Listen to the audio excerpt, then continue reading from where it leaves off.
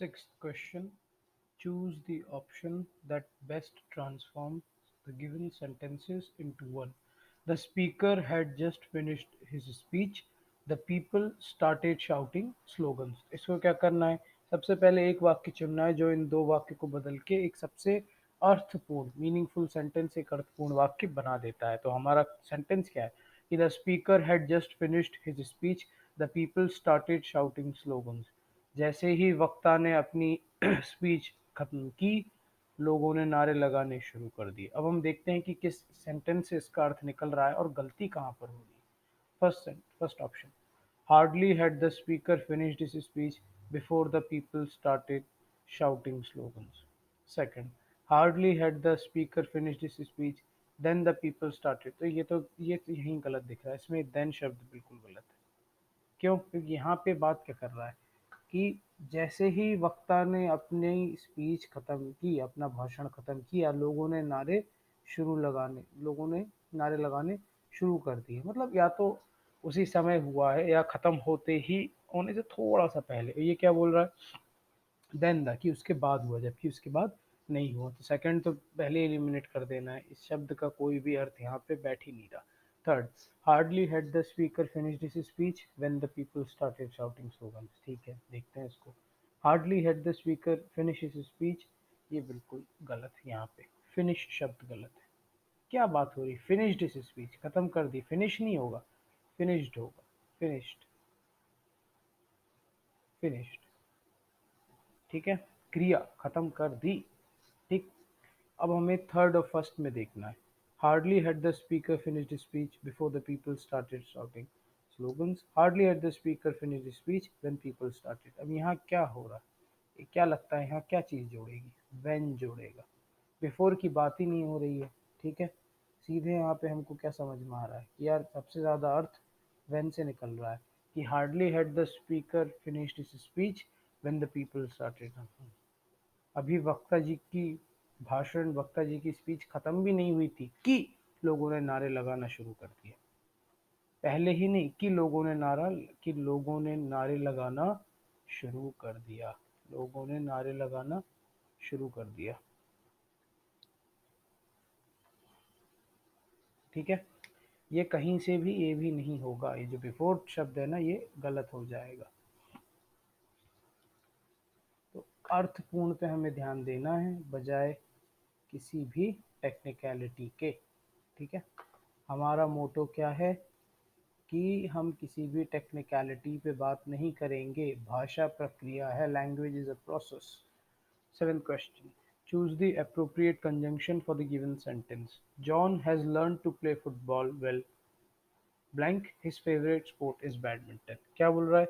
John ने अच्छा football खेलना सीख लिया है, उसका फेवरेट खेल बैडमिंटन है, उसका पसंदीदा खेल। क्या लगता है भाई? हम अपन तो हिंदी में बात करते हैं बिल्कुल। जॉन ने अच्छा फुटबॉल सीख ली, जॉन ने अच्छी फुटबॉल खेलना सीख ली है, उसका फेवरेट खेल बैडमिंटन है। तो अपन हिंदी में क्या बोलेंगे? जॉन ने फुटबॉल तो बहुत अच्छा खेलना सीख ली और उसका फेवरेट खेल बैडमिंटन है। तो पर यहाँ पे क्या होगा? यहाँ पे क्या लगता है? ऑल्सो तो कोई मतलब ही नहीं हो रहा है यहाँ पे। अपन तो पर की बात कर रहे हैं ना। जॉन बहुत अच्छी फुटबॉल खेलता है पर उसका फेवरेट खेल बैडमिंटन है। सो भी नहीं होगा, एंड भी नहीं होगा, सीधी सी बात है, येट होगा। John has learn to play football well, yet his favourite sport is badminton. Football भी अच्छी खेलता है लेकिन उसका फेवरेट स्पोर्ट क्या है? बैडमिंटन। लेकिन ठीक है, अब हम आते हैं next question. Choose appropriate articles for the given sentence. Advertising is both blank art and blank science. Some of blank advertisements are so artistically designed that they are the source of great aesthetic pleasure. Aesthetic का मतलब क्या होता है? जो भी हमें देखने या करने में ऐसा अच्छा लगता है ना, उसे एस्थेटिक बोलते हैं। एस्थेटिक, जैसे कोई सजावट है या कहीं आप जा रहे हैं, कोई कमरे में बड़ा अच्छा पीले फूल या ऐसी चीज़, ये सब एस्थेटिक्स कहलाते हैं। ठीक है, रहने करने का तरीका जो देखने को, जो आंखों को अच्छा प्रतीत हो, है ना, जैसे सुरम्य कोई चीज़ होती है, वो एस्थेटिक कहलाती है। Advertising is both. अब हम क्या देखते हैं? ए, ई, आई, ओ, यू वॉवल्स होते हैं। वॉवल्स, कहाँ उपयोग होता है ये? जैसे ये, अब हम चूंकि इवेल्युएट हर ऑप्शन करते हैं, क्या देखेंगे कि अ आर्ट, जैसे मान लो अ इस जगह आता है, अ आर्ट तो कुछ हो ही नहीं सकता, एन आर्ट, एन आर्ट, ये तो आर्ट कैसा लग रहा है बोलने में, है ना, इसलिए वॉवल्स होते हैं, तो an art. Advertising is both an art and, अब हमने क्या देख लिया, is both the art and, तो ये ना तो ये होगा ना ये होगा, इन दोनों में से कोई होगा। अब इन दोनों में से लास्ट में भी द बैठ रहा है सही में, यहाँ लगा के कि advertising is both an art and blank. Some of the advertisements are so artistically designed that they are the source of great aesthetic pleasure. Last में दा भी पक्का आ रहा है। अब इन दोनों में से हमें डिसाइड करना है कि इस जगह साइंस के पहले क्या आएगा, advertising is both an art and a science, या advertising is both an art and the science. अब यहाँ दा क्यों नहीं आएगा, या तो फिर दोनों में दा आता, जैसे यहाँ दिया advertising is both the art and the science. The किसी भी पर्टिकुलर, हमने हमेशा हम बात करते हैं द हिंदू न्यूज़पेपर का नाम है, या एक क्वेश्चन में हमने पिछले पेपर में देखा था कि द टाइम्स ऑफ इंडिया, किसी भी पर्टिकुलर चीज़ को, या क्या हम विज्ञान को द से एड्रेस कर सकते हैं या पृथ्वी को द अर्थ, नहीं, हम हमेशा क्या कहेंगे, कैसे कहते हैं, है ना, कि अब, है ना, ये ऐसा कहते हैं कि द अर्थ या अर्थ, हम उसको अच्छी तरीके से जानते हैं तो क्या हम ऐसे कहते हैं, हम हमेशा द का यूज़ करते हैं किसी पर्टिकुलर चीज़ के लिए। लेकिन यहाँ क्या बात हो रही है, तो द साइंस नहीं होगा, advertising is both an art and a science, some of the advertisement, इसलिए इसका यहाँ पे आ होगा, द साइंस नहीं होगा, अ साइंस होगा। Advertising is both an art and a science,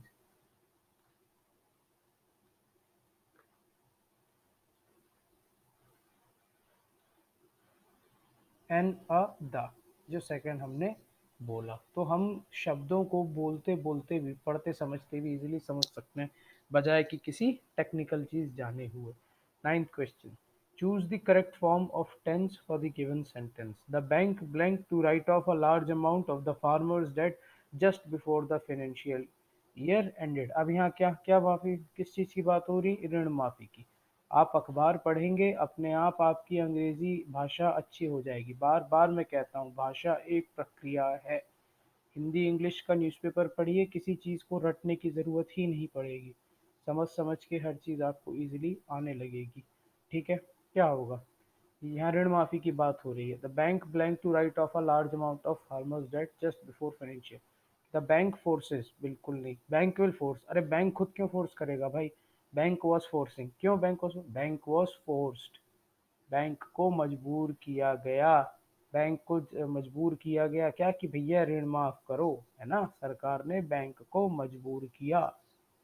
ठीक है, वॉज फोर्स्ड, ना कि वॉज फोर्सिंग, वॉज फोर्सिंग तो ये हो जाएगा कि बैंक वॉज फोर्सिंग, कि बैंक किसी को कर रहा था, फोर्सेस तो हो गई नहीं, क्या बात हो रही, मजबूर किया। बैंक विल फोर्स, बैंक क्यों फोर्स करेगा भाई, बैंक तो अपना ऋण वसूलेगा ना, तो बैंक वॉज फोर्स, बैंक को मजबूर किया गया कि आप किसानों का ऋण माफ कर दें। फाइनेंशियल ईयर, वित्तीय वर्ष, इस वित्तीय वर्ष से पहले किसानों का ऋण माफ कर दें। ठीक है, अब नेक्स्ट क्वेश्चन पे आते हैं। Choose the word that is opposite in meaning to the highlighted word given below. He is an intense young man who takes life very seriously. अब हमेशा हम लोग बात करते हैं, ये देख लीजिए, एग्जाम की जल्दबाजी में भूलिएगा मत, सिली मिस्टेक्स मत कीजिएगा। पता चला कि जो सवाल आता है, उस आते हुए सवाल को भी हमने गलत कर दिया, नहीं करना है गलत हमको। ये अपोजिट पूछ रहा है, ये नहीं पूछ रहा है। अब यहाँ हाईलाइटेड तो नहीं लिखा है, फिर भी हम सोचते हैं कि चलो इंटेंस की बात कर रहा होगा ये, इतना अपन को ऑप्शन से लग रहा है, हाईलाइट तो दिख ही नहीं रहा, इंटेंस की बात कर रहा है। He is an intense young man who takes life very seriously, और पूछ क्या रहा है, अपोजिट, क्या होना चाहिए, क्या लगता है,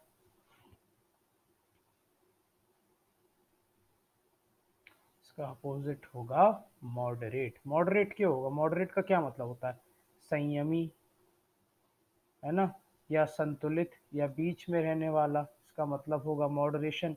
हर चीज बुद्ध बोलते थे कि उसमें रहो। और इंटेंस का क्या, बड़ा स्ट्रांग, बड़ा सीरियस, बड़ा तेज, मतलब एक एक्सट्रीम पे, भाई या तो आदमी यहाँ बहुत कमजोर है या बहुत ताकतवर है, और ये क्या है बीच में, संतुलित है। यहाँ क्या बात कर रहा है, intense young man, he is an intense young man who takes life very seriously, बहुत वो, तो इसका अपोजिट क्या होगा, मॉडरेट। भाई वो संतुलन में रहने वाला व्यक्ति है, आराम से रहता है, आराम से चीज़ों को लेता है। ठीक है ना? एक इंटेंस पर्सनैलिटी, फोर्सफुल पर्सनैलिटी, बहुत स्ट्रांग, बहुत ऐसा। इसको आप समझ समझ के इजीली सॉल्व करो। Next question. Choose the appropriate prepositions for the given sentence. Sweat trickled blank the man's face when he noticed the beast standing in. Sweat. Sweat का मतलब क्या होता है? Sweat का मतलब होता है पसीना। इसे हिंदी में स्वेद भी कहते हैं। हम इसको इंग्लिश में सीधे हिंदी पढ़ते हैं। ट्रिकल्ड का मतलब क्या है? बहना। आदमी के आदमी की नाक पे, आदमी के कान पे, आदमी के माथे पे आदमी के चेहरे पे, कुछ भी बोल सकते हैं। आदमी के चेहरे पे पसीना लगने लगा जब उसने शैतान को खड़ा पाया। ठीक है, बीस्ट क्या हुआ? शैतान या राक्षस या कोई भी ऐसा व्यक्ति, बहुत ही दैत्य टाइप का। ठीक है। स्वेट ट्रिकल्ड, आदमी को पसीना बहने लगा जब उसने शैतान को खड़ा, तो भाई क्या होगा कि स्वेट ट्रिकल्ड अप होगा, या पसीना ऊपर बहता है कि थ्रू होगा या ऑन होगा? ऑन तो हो ही नहीं सकता ना, अप हो सकता है तो डाउन होगा या थ्रू होगा, लेकिन हमेशा डाउन। स्वेट क्या होता है? आंसू बहना, है ना, पसीना बहना। ठीक है, आंसू नीचे गिर रहे हैं, स्वेट ट्रिकल डाउन, पहली बात। When he notice the B standing behind him, beside him. Over him तो हो ही नहीं सकता, ओवर हिम का क्या, ऊपर, तो क्या ऊपर खड़ा होगा? थर्ड तो गलत है। फोर्थ हम देख ही चुके, ऑन मैंस फेस होगा ही नहीं, ना अप मैंस फेस होगा। सबसे करेक्ट मीनिंगफुल चीज़ यही बन रही है कि उससे स्वेद या पसीना नीचे बहने लगा, उसके चेहरे से बहने लगा जब उसने देखा कि उसके ठीक पीछे दैत्य खड़ा हुआ है। ठीक है, चीज़ों को अर्थपूर्ण समझते समझते करिए, आसानी से आपका पेपर निकलेगा और सवाल हल होंगे सारे सही। Next question. Spot the error in the given sentence and choose the option that rectifies it. These river and that mountains make the weather what it is. ठीक है, अब क्या बोल रहा है कि यार इस सेंटेंस में कोई एरर, कहीं ना कहीं इस वाक्य में कोई खामी है, और हमको वो ऑप्शन चूज करना है जो कि रेक्टिफाई। रेक्टिफाई क्या क्या मतलब? ठीक करता है, गलती बता के उसको सुधारना, रेक्टिफाई करना, ठीक करना, अपनी गलती को सुधारना, इस टर्म में रेक्टिफाई को यूज किया जाता है। ठीक। These river and that mountains make the weather what it is. अब हम यहाँ गलतियाँ हमको किस, पहले सबसे पहले गलतियाँ देखनी, तब तो हम ऑप्शंस को एवेल्युएट करेंगे। पहले हम क्या हमको दिख रहा है कि यार दीज रिवर नहीं होगा, या तो दिस रिवर होगा, दिस रिवर, या दीज रिवर्स, दीज रिवर्स। ठीक है, क्योंकि सिंगुलर प्लूरल वाली बात है कि या तो इस चीज को सही होना है दीज को, तो यहाँ एस आना चाहिए रिवर के बाद, है ना, एंड दैट, फिर दीज आ गया तो यहाँ दैट की जगह दोज आएगा। ऐसा थोड़ी हो सकता है कि दिस, या तो दिस और दैट होता है और दीज के साथ दोज होता है, दीज के साथ दैट नहीं हो सकता। ठीक है, तो अब हम देखेंगे ऑप्शंस को। This river and those mountains make the weather what they are, नहीं, these rivers and those mountains make the weather what it is. These river and those mountains make the weather what it is. These river and that mountains, तो हमने क्या देखा था कि पहले these, या तो this that होगा या these those, तो ये तो हो ही नहीं सकता, गलत है। दिस रिवर, हमने क्या फिर कि दिस दैट होगा, ये भी गलत है। यहाँ दीज दोज है, यहाँ दीज दोज है। अब ये क्या बोल रहा है? These rivers and those mountains make the weather what it is. These river and those mountains, यहाँ क्या, दीज रिवर्स तो नहीं बोला, दीज रिवर बोला, ये भी गलत है। और क्या बोल रहा है? Make the weather what they are. अरे भाई वेदर क्या, मौसम कोई बोलता है? बहुत सारे मौसम है, मौसम तो एक ही होता है ना। आज का मौसम कैसा है, व्हाट इट इज। आर तो हो ही नहीं सकता यहाँ पे, ना ये हो सकता है। इन दोनों का फर्क हमने देख ही लिया कि दीज रिवर नहीं, दीज रिवर्स, ये सही है, सेकंड वाला। ठीक है,